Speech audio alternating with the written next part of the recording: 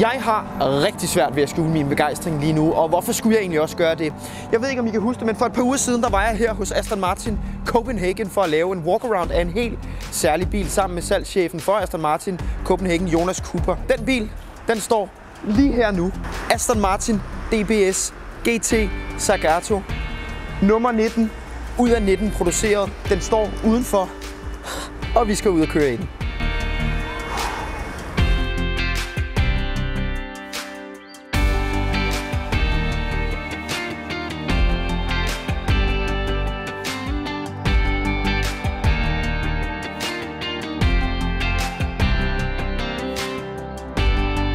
Jonas, det er jo fuldstændig surrealistisk det her, for nu at være helt ærlig, og noget jeg aldrig nogensinde troede skulle ske.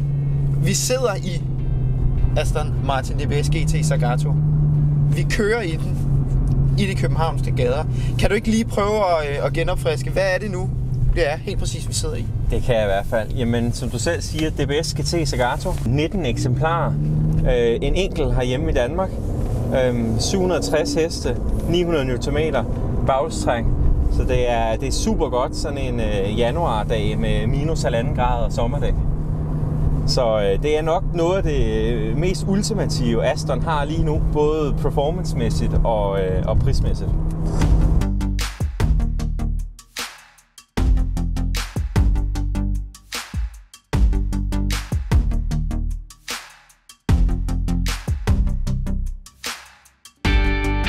Og så kunne jeg godt tænke mig at høre, det er jo den absolut dyreste bil, vi nogensinde har filmet hos Nellemann Leasing. Hvordan er den at køre? Altså er det lige så stort et monster, som det er på papirerne, altså i forhold til hestekræfter og pris og så videre? Jamen altså, det er det jo, ja. Men jeg har sådan lidt lært mig at prøve at tænke det som værende en normal bil i gåseøjne. Så snart man begynder at tænke på, hvor specielt det er, så er det, man gør noget anderledes, så det begynder at gå galt. Men det er jo i bund og grund, som vi også snakkede om i den forrige video, så er det jo en DBS Superleggera. Det vil sige, den er størrelsesmæssigt stort set identisk, og kraftmæssigt stort set identisk med det, som vi er vant til fra Aston. Og de ekstra kræfter og lidt ekstra størrelse, det er ikke noget, man som sådan lægger mærke til, når man kører lige så forsigtigt herinde i byen.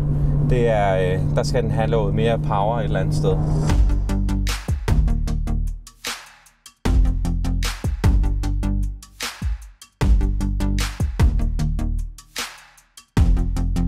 Ja, og som vi snakkede om, så er der jo ikke nogen bagrude. Dermed er bagspejlet jo ligegyldigt, men det man så har gjort, det er, at man har sat et kamera ind, som filmer heroppe. Hvordan er det at køre med?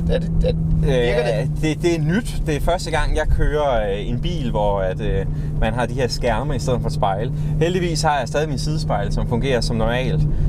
Bagspejlet fungerer også. Man skal godt nok lige vende sig til, at proportionerne er anderledes, og man ser ikke ud af en rude, altså man ser ikke kanten af en rude, som man er vant til. Det er vitterligt et rent billede af, hvad der foregår bagved. Ja, så det eneste, vi reelt har heromme, det er de her custom-syede tasker, og så sådan et pænt lys, der lyser de flotte sætter op. Ja, så hvis man skulle være i tvivl om, hvad man sidder i, så giver det lidt en idé om det. Ja.